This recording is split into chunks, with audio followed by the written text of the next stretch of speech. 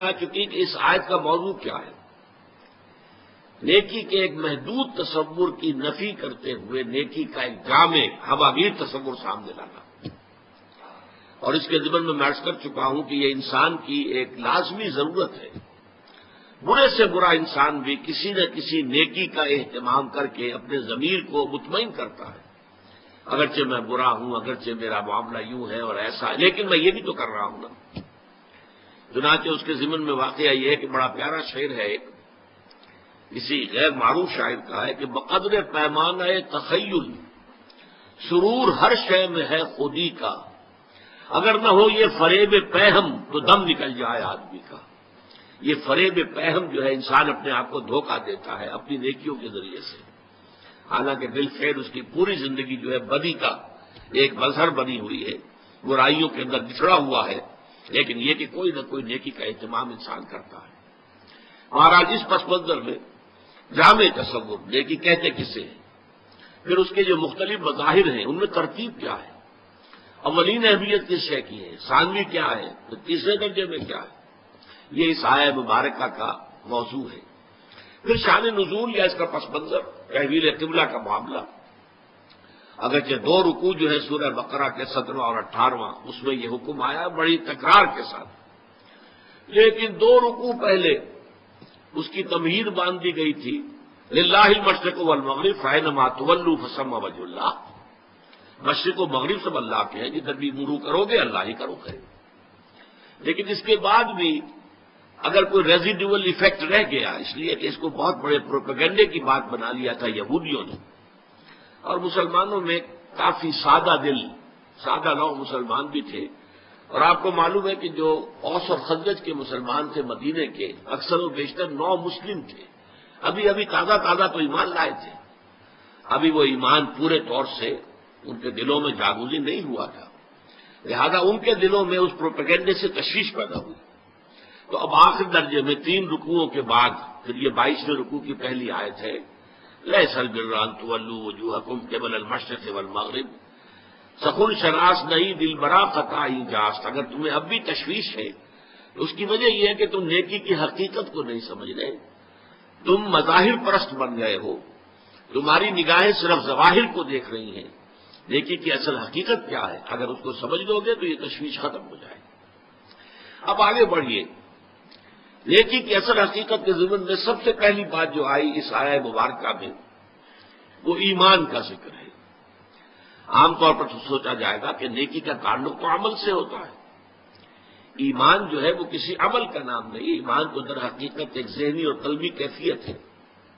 لیکن واقعہ یہ ہے کہ نیکی کی اصل روح جو ہے وہ ایمان ہے، اس لیے کہ ہر عمل کے 2 پہلو ہوتے ہیں، ایک عمل کا ظاہر ہے اور ایک اس کا اصل مقصد، باطنی طور پر اس عمل سے مقصود کیا ہے، موٹیویشن کیا ہے، جذبہ محرکہ کیا ہے، یہ 2 چیزیں بالکل علیحدہ ہیں۔ ہمارے اپنے مشاہدے میں ہوتا ہے جب الیکشن آنے والے ہیں تو ہم دیکھتے ہیں کہ بڑے بڑے چودھری سرمایہ دار عام حالتوں میں جو جھگیوں میں جانا تک پسند نہ کرے، وہ اپنے سفید براق کپڑے پہن کر اچھے اور وہ جھگیوں میں جائیں گے اور وہاں جا کر گارے میں اور مٹی میں لتھڑے ہوئے بچوں کو اٹھائیں گے، پیار کریں گے۔ کیوں؟ سب کو معلوم ہے کہ یہ اس لیے ہو رہا ہے، یہ اصل نیکی نہیں ہے، انہیں ووٹ چاہیے، الیکشن آنے والا ہے تو ووٹوں کے حصول کے لیے یہ سب کچھ ہو رہا ہے، تو گویا کہ موٹو لوگوں کے سامنے ہے تو وہ اسے نیکی شمار نہیں کر سکتے۔ تو یوں سمجھ لیجئے کہ نیکی کے ظاہر کو صرف نہیں دیکھنا کہ یہ نیکی کا کام ہے، بلکہ دیکھنا یہ ہوگا کہ اصل میں اس کی موٹیویشن کیا ہے، اس کا جذبہ محرکہ کیا ہے۔ وہ جذبہ محرکہ ہے جو ایمان کے ذریعے سے، ایمان باللہ، ایمان بالآخرہ، یہ دونوں ایمانیات وہ ہیں، اگرچہ ان کے بارے میں تفصیلی مباحث تو بعد میں آئیں گی، جو اس منتخب نصاب کا دوسرا حصہ ہے، لیکن یہ کہ ابھی جان لیجئے کہ ایمان باللہ، ایمان بالآخرہ، ان دونوں کے اندر نیکی کے لیے ایک مثبت جذبہ محرکہ بھی ہے اور بدی سے بچنے کے لیے ایک منفی جذبہ محرکہ بھی ہے۔ اللہ کی محبت، love of God, to please اللہ، اللہ کو راضی کرنا، رضائے خداوندی کو اپنا مقصود بنا لینا، یہ جذبہ محرکہ ہے جس کے تحت انسان نیکی کرے، بھلائی کرے، خیر کرے، یہ مثبت جذبہ ہے۔ لیکن اس کے ساتھ ہی منفی پہلو بھی، اللہ ناراض نہ ہو جائے، اللہ کی سزا سے بچنے کے لیے، اللہ کی ناراضگی سے بچنے کے لیے انسان نیکی کا کام کرے، بدی سے رکے۔ اسی طرح جذبہ آخرت جو ہے، ایمان بالآخرہ، تو جنت کی طلب میں نیکی کا کام کرنا اور دوزخ سے بچنے کے لیے بدی سے بچنا، تو گویا کہ ایمان بالآخرہ اور ایمان باللہ دونوں میں مثبت پہلو بھی ہے، منفی بھی ہے۔ لیکن عام طور پر ایمان باللہ کا جو تذکرہ ہوتا ہے وہ منفی جذبے، مثبت جذبے کی حیثیت سے ہوتا ہے۔ اللہ کی محبت، والذین آمنوا اشد حبا للہ، جو واقعتاً صاحب ایمان ہے ان کے اندر شدید ترین تمام محبتوں سے زیادہ قوی محبت اللہ کی ہوتی ہے۔ تو اللہ کی محبت کے تحت کوئی کام کرنا اور صرف آخرت کے جزا کے لیے اور آخرت کی سزا سے بچنے کے لیے کرنا، اگر یہ جذبہ محرکہ نہیں ہے تو چاہے کوئی عمل کتنا ہی بڑا نیکی کا عمل نظر آتا ہو، وہ نیکی نہیں ہے۔ ہمیں دیکھنے میں نیکی نظر آئے گی، ایک شخص نماز پڑھ رہا ہے لیکن اس کا جذبہ محرکہ کیا ہے؟ وہ لوگوں کو دکھانا چاہتا ہے، اپنے تقوی اور دینداری کا روب گاٹنا چاہتا ہے، لہذا یہ نماز پڑھنے کا فعل بھی اللہ کے نزدیک شرک ہے۔ من صلی یرائی فقط اشرک، حضور نے فرمایا جس نے نماز پڑھی دکھاوے کے لیے، ریاکاری کے لیے، اس نے شرک کیا۔ ومن صام یرائی فقط اشرک، جس نے دکھاوے کے لیے روزہ رکھا اس نے شرک کیا۔ ومن تصدق یرائی فقط اشرک، جس نے خیرات اور صدقہ اور لوگوں کے لیے جو ہے کوئی ان کی امداد کے کام کیے دکھاوے کے لیے، اس نے شرک کیا۔ بظاہر نیکی کے کام ہے، چوٹی کے کام ہے، نماز بھی، روزہ بھی، صدقہ بھی، لیکن یہ کہ اللہ تعالیٰ انہیں شرک قرار دے گا۔ کیوں؟ کہ وہ جذبہ محرکہ پیچھے جو ہے وہ صحیح نہیں ہے، وہ لوگوں کو دکھانا ہے، لوگوں پر اپنی نیکی کا اور دینداری کا روک کاٹنا ہے۔ اس اعتبار سے نیکی کی بحث میں اولین بحث ایمان کی آئی ہے۔ وَلَٰكِنَّ الْبِرَّ مَنْ آمَنَ بِاللَّهِ، اصل میں تو نیکی اس کی ہے جو سب سے پہلے ایمان لائے اللہ پر، والیوم الآخر، اور قیامت پر۔ یعنی اللہ کی محبت سے کم تر درجے میں اگر کوئی قابل قبول جذبہ محرکہ ہے تو اخروی جزا ہے،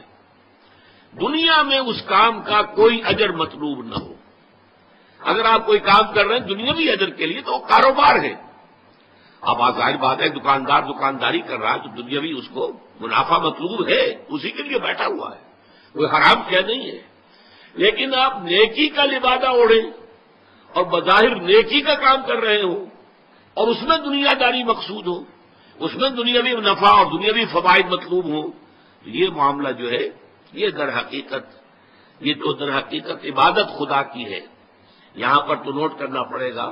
کہ سوائے اللہ تعالیٰ کی محبت کے یا کم تر درجے میں اخروی جزا و سزا اس کے سوا کوئی اور جذبہ محرکہ نہ ہو۔ یہاں سے اس مسئلے کا حل بھی ملتا ہے کہ بہت سے لوگ سوچتے ہیں،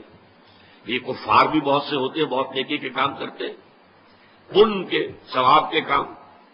یہ ہمارے ہاں گنگا رام اتنا بڑا اسپتال بنا کے چلا گیا اور بڑے بڑے کام کرتے ہیں، فاؤنڈیشن قائم کرتے ہیں۔ سوال یہ کہ تجزیہ کیجیے ان کا جذبہ محرکہ کیا ہے۔ اگر وہ اللہ کو نہیں مانتے، خدا کو نہیں مانتے، آخرت کو نہیں مانتے، ظاہر بات ہے کہ انسان حیوان عاقل ہے، اس کا کوئی فعل اور عمل بغیر مقصد کے نہیں ہوتا، کچھ نہ کچھ مقصود ہے۔ اگر وہ اللہ کو نہیں مانتا، آخرت کو نہیں مانتا تو مقصود کیا ہے؟ کوئی دنیاوی شہرت ہے، دنیا میں اپنے لیے وہ نام پیدا کرنا چاہتا ہے دنیا میں، اور آج کل تو اس سے بھی بڑھ کر ہے، فاؤنڈیشن بنا دیے گئے تاکہ انکم ٹیکس میں ہمیں ریلیف مل جائے، فلاں جگہ سے ہمیں فائدہ ہو جائیں گے، سرکار دربار میں رسائی ہو جائے گی، اس کے لیے بلائیں گے، صدر کو بلائیں گے، گورنر کو بلائیں گے، یہ ذریعہ بن جائے گا ہمارا ان تک پہنچنے کا۔ یہ سارے موٹیوز اگر ہیں تو یہ نیکی کے کام نہیں ہے۔ قرآن مجید میں 3 مقامات پر واضح کیا گیا ہے کہ جب تک ایمان نہ ہو تو نیکی کے اعمال جو ہیں، ایک جگہ فرمایا شراب کے مانند ہے، جنہیں پیاسا جو ہے پانی سمجھتا ہے، حقیقت میں پانی نہیں ہوتا۔ ایک جگہ کہا گیا ہے کہ وہ راکھ کے ڈھیر کے مانند ہوئے، کہ جس پر ذرا سی تیز ہوا کا جھونکا آتا ہے تو راکھ بکھر جاتی ہے۔